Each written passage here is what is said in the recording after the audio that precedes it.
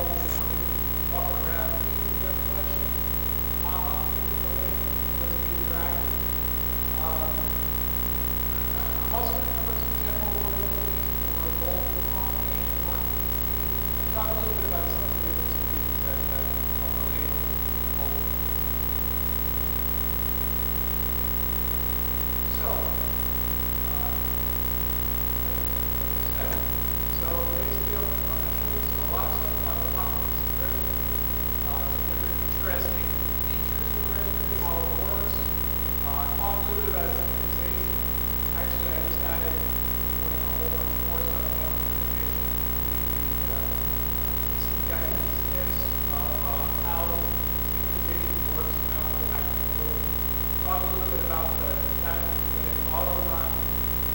Talk a little bit about some exotic implementation methods like the IPACs that you guys may use. I use the 4.5s with the biometric.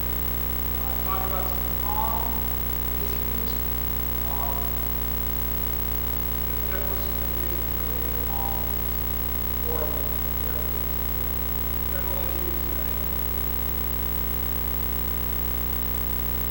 Okay, so to start off, how do we get everything back to what we're PocketPC? Well, there is the transport that we use in PocketPC to solve for accuracy. Accuracy runs over TCP/IP, believe it or not. It just runs as a regular socket communication between the PocketPC and the PDA. So all the information that goes back and forth, whether it's over serial or over wireless or over Bluetooth, it's all TCP/IP. It's all socket. So as you'll see in a little while here, I'm going to show you a snip of the actual syncing of an active sync with a PDA. All that information is also in the text. No encryption, there's no protection, everything is text. Okay, so if you want to start playing with all of this stuff, what do you do? Well, first thing, the first part of this, I'm going to go over a lot of stuff about the registry. In order to do that, you have the PocketPC registry tool. The registry on PocketPC is very much the same as the registry on Windows, as you'll see here by a lot of the examples. There's a lot of good registry editors out there for PocketPC. One of them actually comes honestly, I was happy to see from Resto on your, if you have a compact iPad, they include a registry editor right on the screen. The interesting thing about the registry editor for PocketPC is that since there's no such thing as user context, there's no idea about local history or ability or non-user or any of these things, you can basically turn on and off what you want. Turn on and off passwords. Change the password editor. So I'm going to show you all that stuff coming up right here. The other thing that you need is a packet sniffer. Whatever you want, whether you want to use Snort, whether you want to use something else. I actually use a nice one that does some really good porting. It does it by port, so you can sort it really nicely. And that's what you're going to see coming up here in a little bit. Okay, so the PocketPC registry is very much Windows-like. You can edit it either on the device, or you can also edit it remotely through ActiveSync, believe it or not. So if you're on a PC that's already ActiveSync connected, you can modify all of the registry on the remote device. Interesting idea for a virus. So you could easily modify whatever you want on the remote devices. One of the interesting values, I put the link here, it's included in the presentation, is the password screen. You can even do things like turn on and off password screen. Instead of launching the password screen, launch Notepad. One of the interesting little forensic tools that I'm actually working on in my spare time, my copious spare time, is a tool that instead of launching the password screen, duplicates all of the stuff on your PDA over to a SD card, so you can take a forensic analysis of a PDA even if you don't have the password. It'll automatically duplicate it. This is a registry editor for the PocketPC. I actually took this screenshot off my PocketPC. As you can see, it looks very, very similar to you know, a regular Windows machine, H key, classes, root, control panel, all those good things. Interesting thing about this example is this is an HP 5455 with the biometric fingerprint scanner that you pay all that extra money for to get the biometric scanner. The way they load it is right down there in the bottom where it says Windows bioswipe.cpl. CPL is control panel applet. If I change that registry entry to notepad.exe, it won't load the biometric fingerprint reader anymore. So it bypasses all the security on the PDA. Here's a list of a whole bunch of interesting places to go play. They're in your books too, in the proceedings. If you start looking at all of these entries, you wouldn't believe all the good stuff you find. You find stuff like what gets loaded when you start it up. You could load anything from a destructive application to whatever. And as I said, there's no protected mode. So whatever you put in here, you don't have to be the owner of the device or anything. You just have to be any application can insert whatever they want. The registry is wide open with no protection. So you can write whatever you want and execute, and then you end up being able to do things like wipe out the password, open a shell, do whatever you want. You can replace the shell, and I'm sure a lot of you have seen different shell replacements for the Pocket PC and all those different things. Okay, well, so let's say your target is that you want to bypass the password screen for the Pocket PC. Where's a good place to find out? Funny enough, the best place to find out is Microsoft. They have an example on their own website about how to disable, enable, remove, modify the control panel application that does password security. The link is right here. It's actually an application aptly named Let Me In, which I thought was kind of funny. But it allows you to redirect the control password screen to whatever you want. Your own application, anything you want to do.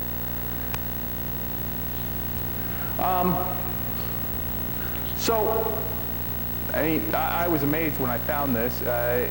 They put it in there because they wanted to make it extensible for things like the BIOS wipe and all that other stuff.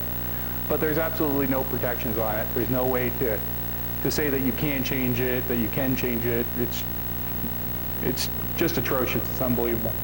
So what can you do to attack a Pocket PC? Well, I just told you about all the registry entries. They're really interesting. You can take the password screen off.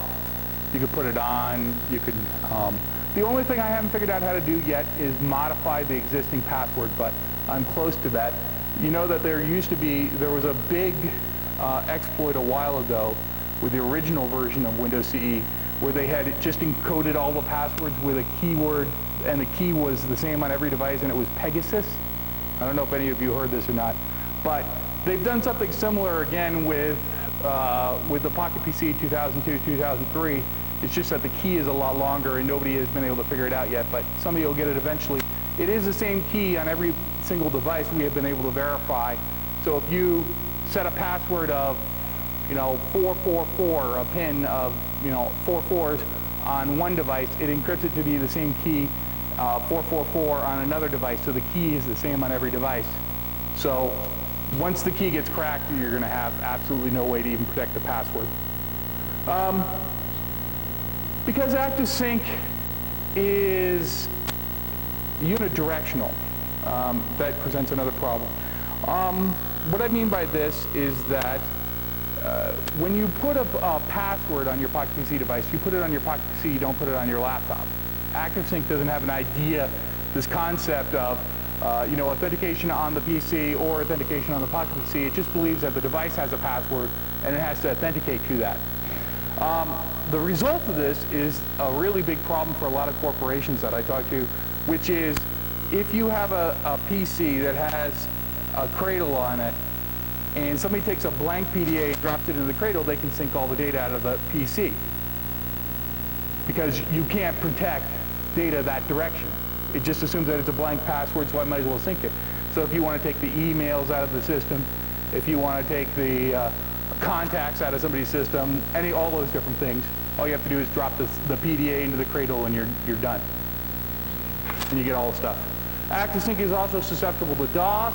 So any machine that runs ActiveSync has this problem, that since it runs on 5679, if you connect to the port and you keep just sending regular acknowledges, it ends up locking up after a while. So it's that whole regular SYN flood type of thing, where you send it acknowledges and it doesn't recover. So it's susceptible to DOS in that way. There's more information at that under the advisory link listed there. And of course, removable media. There's no protection for removable media in Pocket PC. It's got no concept of encryption or passwords on removable media or anything like that. So anything you put on removable media, anybody can walk up, pop the removable media out, and put it into their device. Always a problem. Okay, so an example, and my spurring me to get this working on this entire thing in the first place. HP comes out with the iPac 5455 and touts it as a secure device. You know, it's got all this new functionality for security. It costs more because it's secure. You know, they tout it highly for security. Well, it's got a whole bunch of different problems. First thing is, of course, it's got the same registry problems as we already discussed. So if I want to replace it, if I've got the device up and running, I can always replace the control panel applet that runs the security, and then my authentication by fingerprint is gone. The other thing is, it's got a weird bug in it, which is the imaging program that runs the fingerprint scanner takes up a lot of memory and a lot of processor time.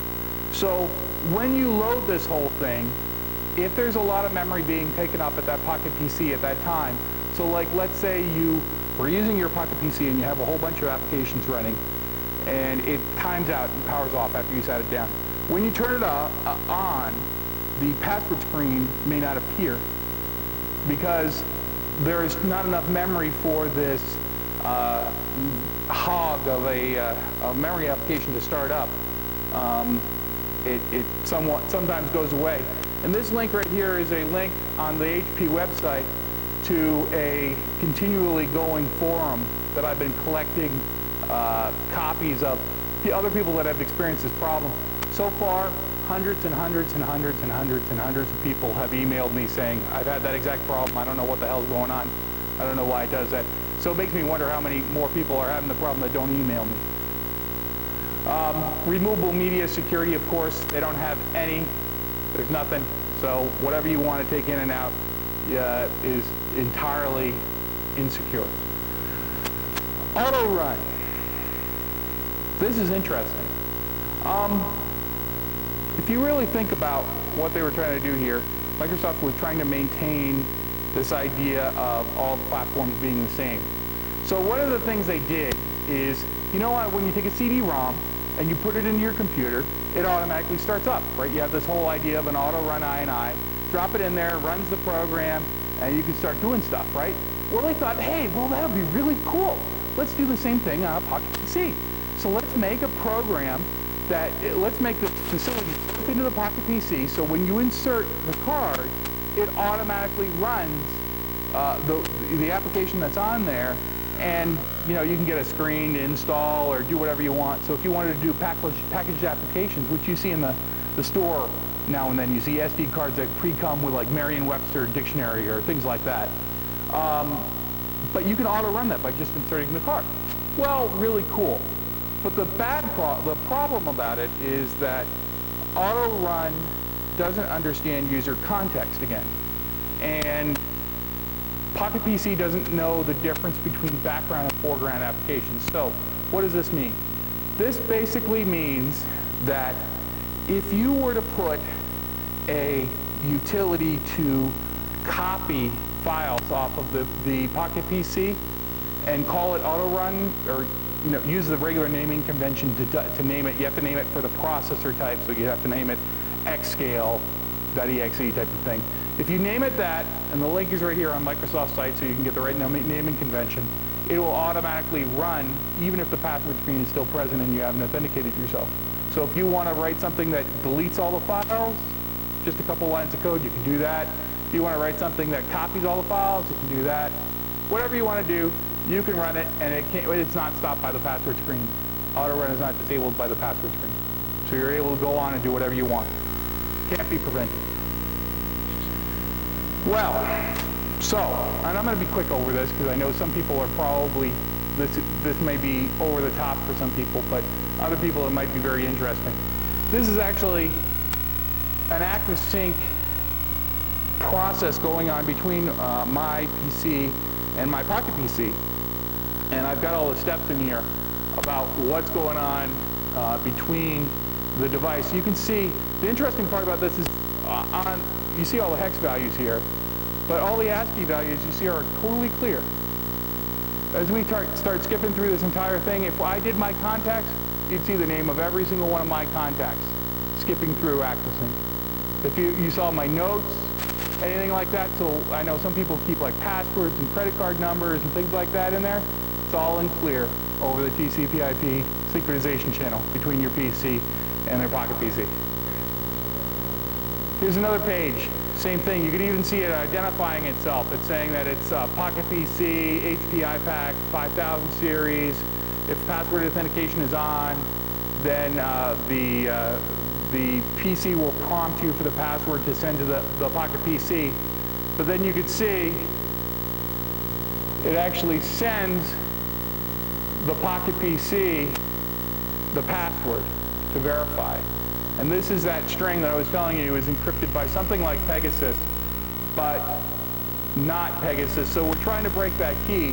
But once that's broken, it'll be entirely done. You'll be able to get any password and retrieve it off of a Pocket PC device remotely without knowing the password.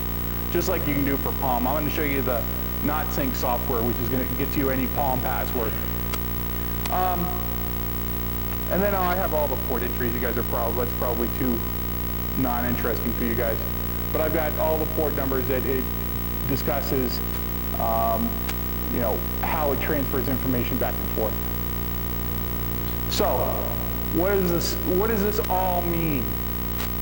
Syncing is insecure. You can't sync really well unless you're very sure of your connection. Never use wireless syncing because anybody that's listening over the wireless channel will get all your data in clear text.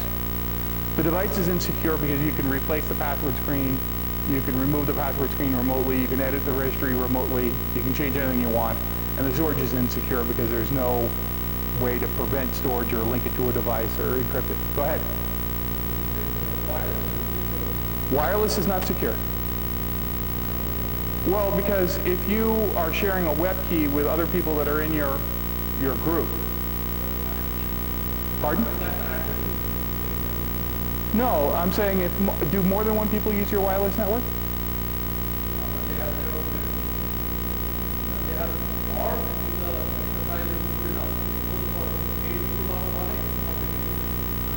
If you have 802.1x authentication and you are authenticating each device separately, I don't know how you're doing that on a Pocket PC though.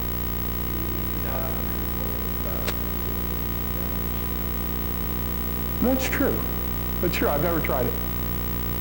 Never tried it. So anyway, if that is true. If you are able to get a secure communication channel that's linked specifically to your device, and not a general key, not a general web key, but a specific web key, then you are able to sync.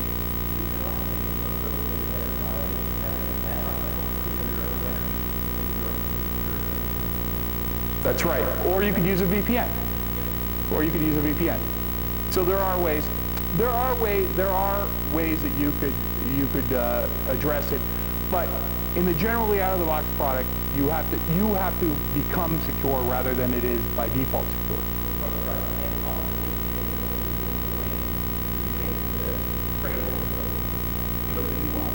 Yeah. Yeah, exactly. So okay. So that's Pocket PC. Let's pick on Palmos for a while, just so you don't think I prefer Pocket PC, but let's pick on Palmos for a while. It's actually much worse, so that's good to know. Palm has multiple different vulnerabilities. The first one, let's just start right from the beginning. Not sync.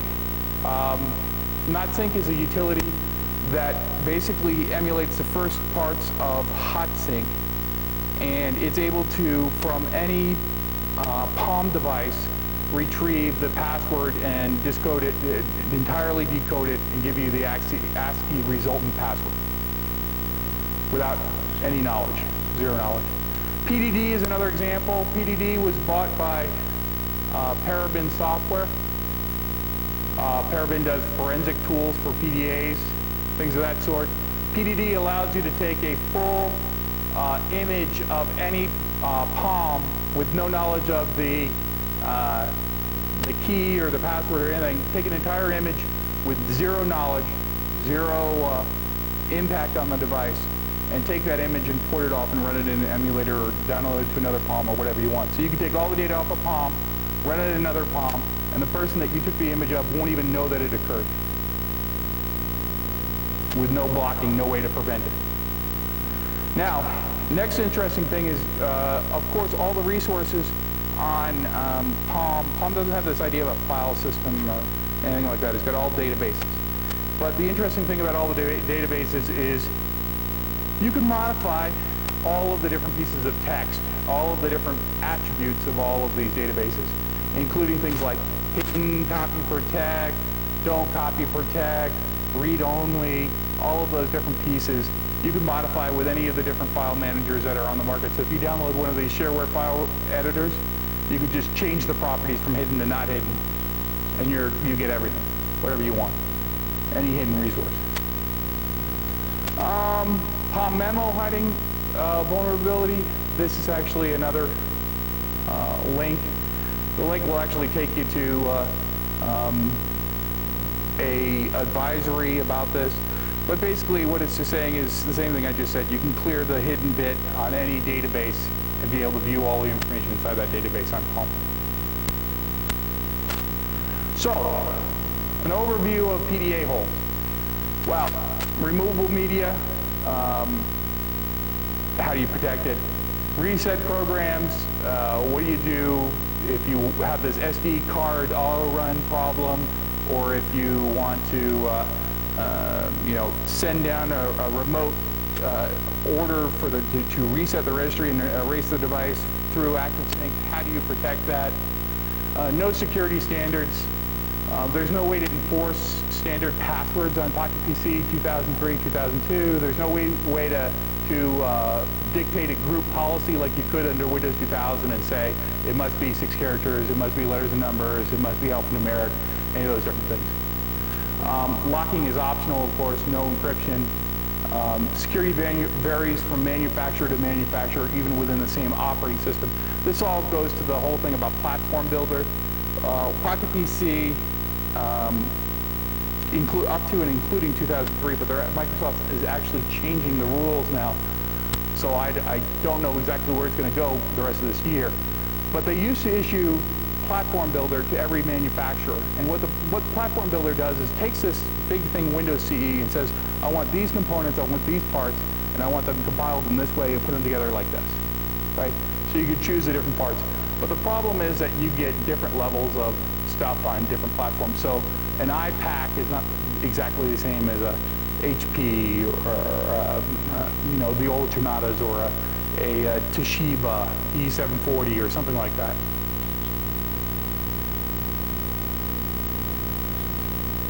PDA connection points we already talked about. Sync vulnerabilities we talked about. Traffic is unencrypted except unless you, good point, put a VPN on top of this or put 802.1x on top of it. It's easy to sniff the data unless you go do other needs. Promiscuous ActiveSync connections. So ActiveSync, of course, allows anything to connect to it rather than protecting against devices connecting to it or having an encrypted channel to it. Bluetooth, there's different things with Bluetooth. For example, some of you might have seen Redback, which allows you to basically compromise the security of Bluetooth devices and discover devices that are set to undiscoverable. So each device is issued a key, and it basically goes through and brute forces the keys. and it will find any device, even if you say you don't want to find it. What to do? So what do you do about all this? Basically, the whole point of this is not to say that you shouldn't use a PDA. But the point is to say, if you use a PDA, you need to monitor it, especially if you use it in a corporate environment. You need to restrict confidential information from PDAs. Don't let people put things on there like price lists and things like that, unless you're going to go out of your way to protect it. There are different software packages out there that do encryption for PDAs, that do authentication for PDAs, that allow you to protect against a lot of these vulnerabilities. And the last point is to include PDAs in your security policy. So make sure you at least give thought to not making them an equivalent device as the PC, or not ignoring them altogether. I know a lot of companies have just said, well, people bring in their own PDAs, it's not a big deal. But of course, all the data that ends up on them is corporate data, so you want to protect it. That's it. For the third-party apps, it almost sounds like they're useless, right? Because you can modify registry. You can modify registry. And then for Palm, you have the backward debug mode. So there are some applications that there's a couple different people that have tried to do new applications that basically monitor for registry changes and change them back. They do like a watchdog type of thing. They try to make themselves tamper evident type of thing. But pretty much they're all pretty useless. Would there be a way to bypass that by just finding out where it's storing the previous registry keys? I mean, have people looked at that at all? It's possible. And really what you have to do is incorporate this with encryption. So if you bypass the PDA authentication screens, you get nothing. You get encrypted data because the authentication has got to unlock the key. So you have to put an encryption in. Any more questions?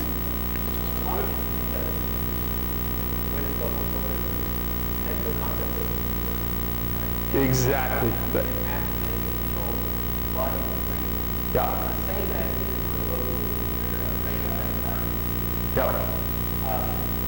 I don't know what we're going to do to fix that, but I want to mention that what they like this one out for if the concept is either Yeah. Absolutely. Well, it's tricky. It's all about what you're going to use it for. And I mean, you're in you have the constant Microsoft problem of, is this a specific solution to a niche of the market, or is it a general problem for everybody?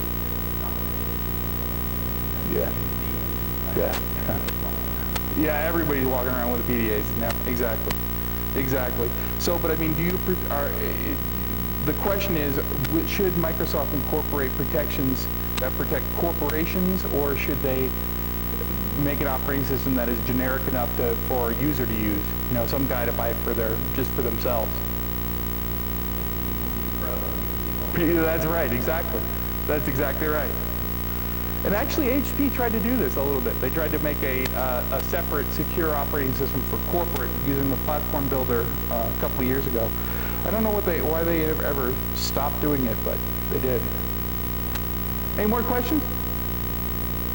Are there any other modes to retrieve data from Pocket PC devices, like the backward debug mode in a Palm? Oh yeah. I mean, how do people do development?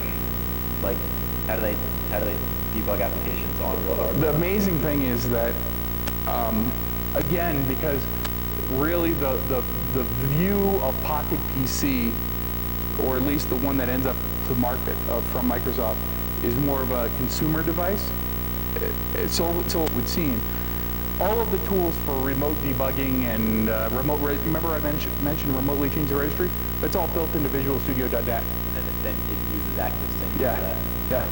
So all those tools come in Visual Studio.net to remotely modify the registry, to remotely change the registry, to remotely modify passwords. It's all in there. It's all in there. And they give you copious amounts of help on how to do it. It's like that password reset screen that I showed you, how to change the password screen. That's a Microsoft code example of how to remove the password screen. that. More questions, anybody? Oh, sorry.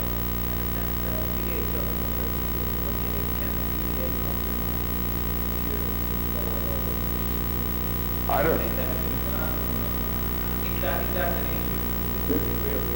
ActiveSync 3.7 and above has a transit TCP/IP connection through ActiveSync on the client all the way through to your entire network. So anything that is present inside the device can actually speak via TCP/IP to anything on your network.